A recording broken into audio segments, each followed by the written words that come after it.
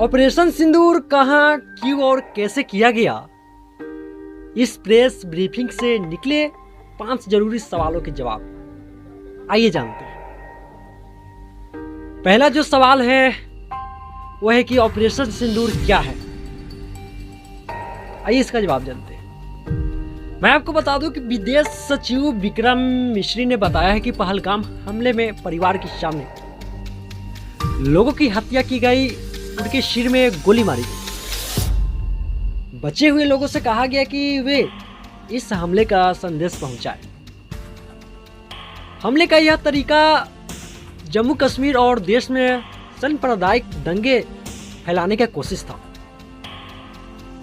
हमले का अपराधियों और इसकी प्लानिंग करने वालों को न्याय के कटघरे में लाना जरूरी था।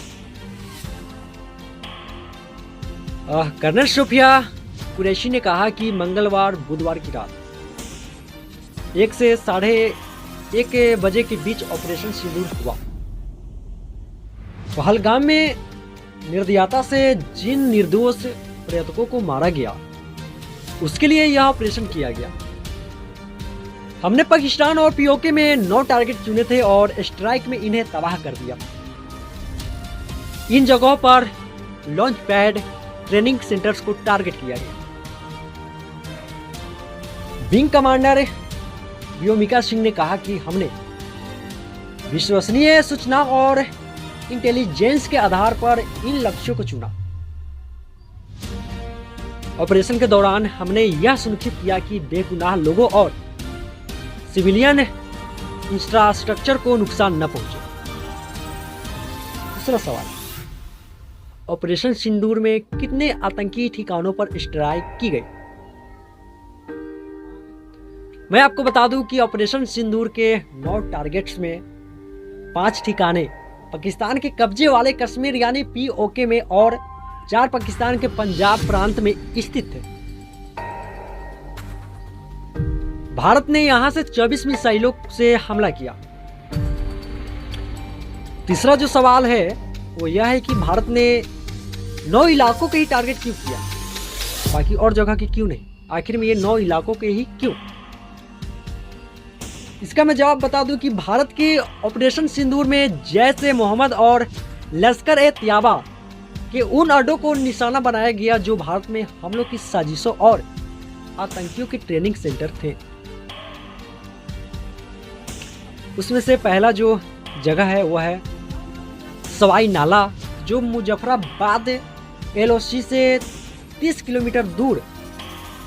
इस जगह लश्कर-ए-तैयबा का अड्डा था जो 20 अक्टूबर 2024 को सोनमार्ग, 24 अक्टूबर 2024 को गुलमर्ग और 22 अप्रैल 2025 को पहलगाम हुए आतंकी हमले की ट्रेनिंग यही हुई थी। ये एक टेरर लॉन्च पैड की तरह काम करता था। दूसरा जो जगह है वह है सैयदाना बिलाल कैंप, जो मुजफ्फराबाद एलओसी से करीब 30 किलोमीटर ये जगह पीओके में है, जहां जैश-ए मोहम्मद का अड्डा था। यहाँ आतंकियों को हथियार चलाने, विस्फोटकों को इस्तेमाल और जंगल में खुद को कैसे बचाए रखने की ट्रेनिंग दी जाती है। ये एक आतंकी ट्रेनिंग सेंटर था। और तीसरा जो जगह है वो गुलपुर कोटली, जो एलओसी से करीब 30 किलोमीटर ये जगह पीओके में मौजूद है, जहां लश्कर-ए-तैयबा का अड्डा था। यहीं से राजौरी और पुंछ में आतंक की सप्लाई की जाती थी। 20 अप्रैल 2023 को पुंछ और 9 जून 2024 को तीर्थयात्रियों की बस पर हुए हमले की ट्रेनिंग और प्लानिंग यही हुई थी। ये जो इलाका आप देख रहे हैं, ये इलाका हमेशा से भारतीय खुफिया एजेंसियों के रडार पर रहा है। और 4 नंबर में जो जगह है वो है बरनाला कैंप, जो भीमभेर पीओके में मौजूद। ये जगह जो एलओसी से जगह 9 किलोमीटर है, जहां लश्कर-ए-तैयबा और जैश-ए मोहम्मद का ठिकाना था। यहां आतंकियों को हथियार चलाने, आईईडी इस्तेमाल करने और जंगल में खुद को बचाए रखने की ट्रेनिंग दी जाती थी। यह एक ट्रेनिंग सेंटर था जिसे आतंकवादियों को गढ़ माना जाता था। 5वां जो जगह है वो है अब्बास कैंप, कोटली एलओसी से 13 किलोमीटर ये जगह पीओके में है, जहां लश्कर-ए-तैयबा का अड्डा था।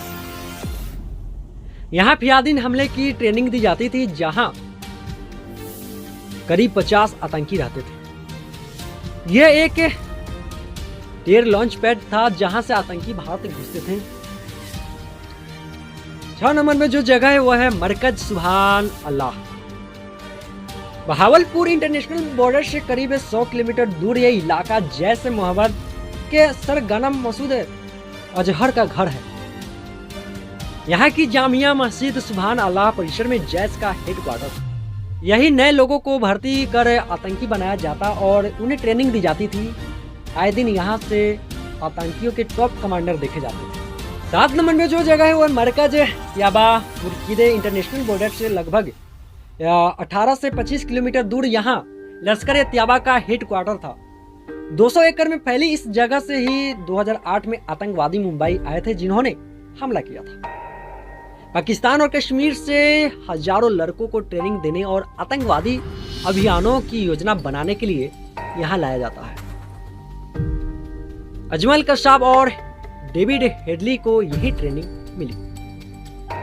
8वां जो जगह है वो है सर्जल कैंप इंटरनेशनल बॉर्डर से 6 किलोमीटर दूर। इस जगह पर लश्कर ए त्याबा, जमात उद दावा जैसे आतंकी संगठनों के अड्डे थे। मार्च 2025 में जम्मू कश्मीर पुलिस के 4 जवानों की हत्या की साजिश यहीं रची गई थी और यहीं से आई आतंकियों ने इस घटना को अंजाम दिया था। 9 महानुमा जोया सियालकोटा एलओसी से 12-18 किलोमीटर दूर यहाँ हिजबुल मुजाहिदीन का ठिकाना था। यहीं से कठुआ और जम्मू में आतंकी सप्लाई की जाती थी। इसी जगह पर पठानकोट एयरबेस हमले की साजिश रची गई थी और अंजाम दी गई थी। और चौथा जो सवाल है वो सवाल यह है कि क्या भारत ने पाकिस्तान के सैन्य ठिकानों को ही निशाना बनाया है?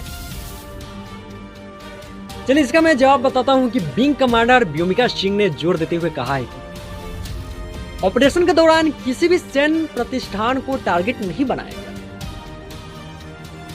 भारत ने अपने रिएक्शन में काफी संयम बरता। हालांकि इंडियन आर्ट्स फॉर्मेट से पाकिस्तान के हर दुस्साहस का जवाब देने के लिए पूरी तरह तैयार है। ऑपरेशन के बारे में बताते हुए कर्नल सोफिया कुरैशी ने कहा कि आतंकी ठिकानों पर स्टिक क्षमता और खास हथियारों के साथ कार्रवाई की गई। इन हथियारों को चुनने में बस इस बात का ध्यान रखा गया कि कोई अतिरिक्त नुकसान न हो। यानी भारत का मैसेज साफ था, यानी हमने उन आतंकी ठिकानों को निशाना है जो भारत पर हमलों में शामिल रहे या आगे नुकसान पहुंचा सकते हैं। जो भारत ने साफ किया है कि वह किसी तरह का एस्केलेशन नहीं चाहता, इसलिए किसी सैन्य ठिकाने या आम नागरिकों को नुकसान नहीं पहुंचाया। और सबसे लास्ट सवाल है 5वां कि भारत ने ऑपरेशन सिंदूर में कौन से हथियारों का इस्तेमाल किया। आइए इसका भी जवाब जानते हैं। इसका जवाब यही कि ऑपरेशन सिंदूर में इस्तेमाल हथियारों पर प्रेस ब्रीफिंग में कोई जानकारी नहीं दी गई।